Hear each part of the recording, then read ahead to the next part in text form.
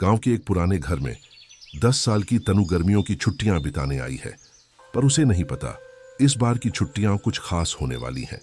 दादाजी, क्या मैं अटारी देख सकती हूँ? वहाँ कुछ पुरानी चीजें छुपी होंगी ना?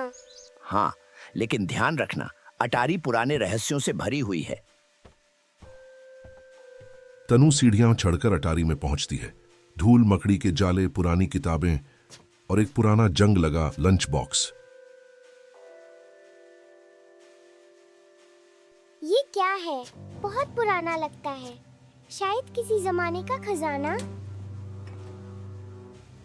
तनु जैसे ही लंच बॉक्स खोलती है, एक चमकदार रोशनी चारों ओर फैलती है। तनु, तुम चुनी गई हो। ये कोई साधारण लंच बॉक्स नहीं, ये है काल भ्रमण भोजन पेटी। भोजन पेटी? पर आप कौन हैं? मैं हूँ भोजन बाबा, इस लंच बॉक्स का रक्षक। हर बार जब तुम इसे खोलोगी, तुम एक नई दुनिया में पहुंचोगी, जहां तुम्हें मिलेगा एक नया स्वाद, एक नया सबक। और अचानक तनु एक तेज रोशनी में गायब हो जाती है। पहला स्वर शुरू हो चुका है। तनु ने जैसे ही आंखें खोली, वह किसी अनजानी रहस्यमयी जगह पर थी। आसमान साफ नीला था और दूर तक मिट्टी की बनी इमारतें थीं। हवा में संगीत की धीमी लहर दौड़ रही थी। ये कहाँ आ गई मैं? ये घर तो बिल्कुल अलग है और लोग अजीब कपड़े पहने हैं। अरे, तुम कौन हो? पहली बार देखी ऐसी पोशाक। माँ, मेरा नाम तनु है। मैं शायद खो गई हूँ। कोई बात नहीं, मैं सवा हूँ। मैं तुम्हें हमारे नगर घुमा सकता हूँ। चलो, आज ढोल उत्सव है। तनु और सवा मिट्टी के रास्तों से होते हुए नगर में घूमते हैं। लोग हंस रहे हैं, गा रहे हैं और एकता का उत्सव मना रहे हैं। सवा, क्या यहाँ कभी झगड़े नहीं होते? नहीं, हम सब मिलकर रहते हैं। हमारे पास ज्यादा नहीं है, लेकिन जो है वो बांटते हैं। तनु ने देखा, एक छोटा बच्चा अपना अन्न दूसरे के साथ बांट रहा था। कोई बूढ़ा व्यक्ति बीमार को पानी पिला रहा था। उसे पहली बार समझ आया, सच्ची सभ्यता क्या होती है। तनु, आज का स्वाद है साझा स्वाद, यही पहला रहस्य। और जैसे ही तनु ने उस द्वार का खाना चखा, बाजरे की रोटी और देसी सब्जी, उसकी आंखें फिर से चमक उठीं और वो लौटने लगी अपनी यात्रा में अगले काल की ओर। इस बार जब तनु ने आंखें खोलीं, वह एक विशाल आम के पेड़ के नीचे थी। चारों ओर सुनहरी मिट्टी, राजसी इमारतें और सैनिकों की कतारें। यह था मौर्य साम्राज्य, चंद्रगुप्त और सम्राट अशोक का समय। ये कहाँ हूँ मैं?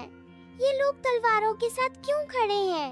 एक लड़का, युवराज सम्राट अशोक, बाग में तलवार चलाने की कोशिश कर रहा है। ताकत ही सब कुछ है। अगर डराओगे नहीं तो राज नहीं कर सकते। क्या डराकर सब कुछ मिल जाता है? तुम कौन हो? यहाँ क्या कर रही हो? मैं बस घूम रही थी। वैसे तुम क्यों इतने गुस्से में हो? अशोक ने तनु को राजमहल के बाग में घुमाया। उन्होंने देखा कैसे सैनिक आम का पेड़ काटने वाले थे ताकि वहां युद्ध प्रशिक्षण हो सके। पेड़ को क्यों काट रहे हो? ये तो सब कुछ छाया देता है। क्योंकि राजा को शक्ति दिखानी होती है। तभी एक घायल कबूतर गिरा। तनु ने उसे उठाया और पेड़ की छांव में रखा। एक सच्चे राजा की ताकत इसमें है, जो कमजोर की रक्षा करे। अशोक चुपचाप आम के पेड़ को देखने लगा। फिर उसने सैनिकों को रोका। तनु, आज का स्वाद है दया का फल, इसे छको और अगली यात्रा शुरू करो। जैसे ही तनु ने आम खाया, वह फिर से चमकते हुए समय में खो गई, अगले रहस्य की ओर। जैसे ही धुएं का गुब्बार छोटा, तनु ने खुद को एक भीड़ भाड़ वाली गली में पाया। सब लोग सफेद खादी पहनकर कुछ तैयारियां कर रहे थे। यह था स्वतंत्रता संग्राम का दौर, भारत 1942। ये नारे क्यों लग रहे हैं? लोग इतने जोश में क्यों हैं? भारत छोड़ो आंदोलन है, अंग्रेजों के खिलाफ हमारी लड़ाई। तुम कौन हो? तुमने ये कपड़े कहाँ से पहने? मैं तनु हूँ, बस यहीं आ गई थी। डर मत, हम सब दोस्त हैं। चल हमारे साथ चल, हमें गुप्त संदेश छुपाकर गांव तक पहुंचाना है। तनु को रुखसाना बताती है कि उनके टिफिन में एक पत्र है जिसमें ब्रिटिश सेना की हरकतों की जानकारी है, जिसे गांव के नेता तक पहुंचाना है। क्या तुम्हें डर नहीं लगता? बहुत लगता है, लेकिन आजादी बिना डर को हराए नहीं मिलती। दोनों लड़कियां खेतों और नहरों के रास्ते से छुपकर गांव पहुंचती हैं। ये पत्र बहुत महत्वपूर्ण है। बच्चों, तुमने बहुत बड़ा काम किया है। तनु, आज का स्वाद है, साहस का टिफिन। जैसे ही तनु ने खादी में लिपटे पराठे का टुकड़ा खाया, उसकी आंखें फिर चमक उठीं और समय की अगली यात्रा शुरू हो गई।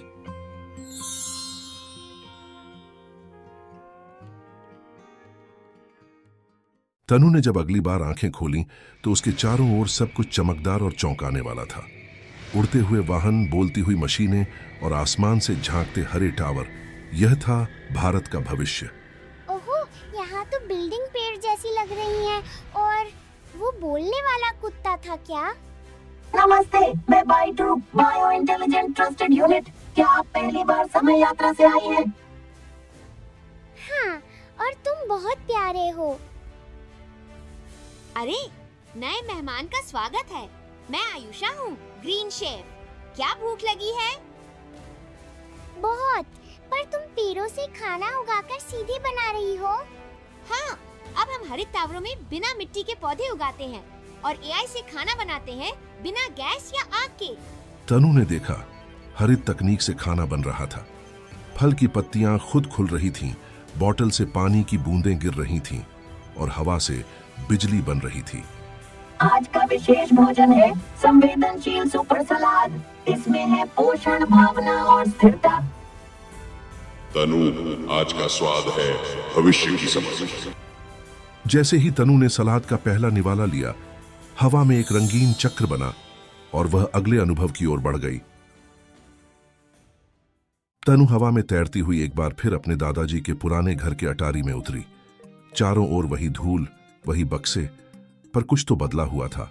उसके दिल में एक नई समझ और लंच बॉक्स में 5 खास स्वाद। मैं वापस आ गई, पर क्या यही अंत है? नहीं तनु, ये अंत नहीं, ये शुरुआत है। अब तुम्हें अंतिम स्वाद मिलना है, वह जो सभी स्वादों को जोड़ता है। पर मुझे तो सभी यात्राओं में कुछ न कुछ मिल ही गया। अब क्या बाकी है? जो तुमने सीखा, साझा करना, दया, सहयोग, साहस और बुद्धिमत्ता, इन्हें एक साथ मिलाओ, यही बनेगा मानवता का स्वाद। तनु ने उन सभी अनुभवों को याद किया। सवा का बांटकर खाना, अशोक की दया, रुखसाना का साहस और आयुषा की टिकाऊ सोच। उसने लंच बॉक्स में एक एक स्वाद डाला। लंच बॉक्स खुद से बंद हो जाता है और फिर हल्के से खुलता है। ये तो मेरी मम्मी की बनाई खिचड़ी जैसी खुशबू है। क्योंकि सच्चा स्वाद घर के प्यार में होता है। अब ये लंच बॉक्स तुम्हारा है, समय और संस्कृति को जोड़ने वाला। दादाजी ऊपर आते हैं। तनु, अरे तुम यहाँ क्या कर रही हो? और ये रोशनी कैसी थी? बस दादाजी, इतिहास से थोड़ी बातें करके आई हूँ। अब तनु सिर्फ एक बच्ची नहीं थी, वो बन चुकी थी एक स्वाद यात्री, जो हर युग की खुशबू और समझ को साथ लेकर चलती है। यात्राएं आती हैं और जाती हैं, पर स्वाद से जुड़ी यादें हमेशा साथ रहती हैं।